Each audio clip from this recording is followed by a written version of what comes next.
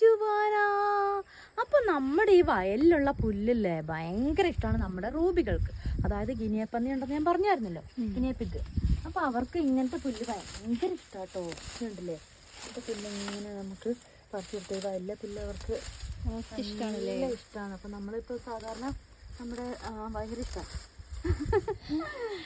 നമ്മുടെ വീടിന്റെ അവിടെയുള്ള പുല്ലിനെക്കാട്ടും ഇഷ്ടം ഇങ്ങനത്തെ പുല്ല്. ഇപ്പൊ വയലിലെ പുല്ലാണല്ലോ, അപ്പൊ നമുക്ക് വേഗം കുറച്ച് ഇങ്ങനത്തെ നല്ല വയലിലെ പുല്ല് പറിക്കാട്ടോ. തുമ്പപ്പൂ അല്ലേ മമ്മ ഇത്?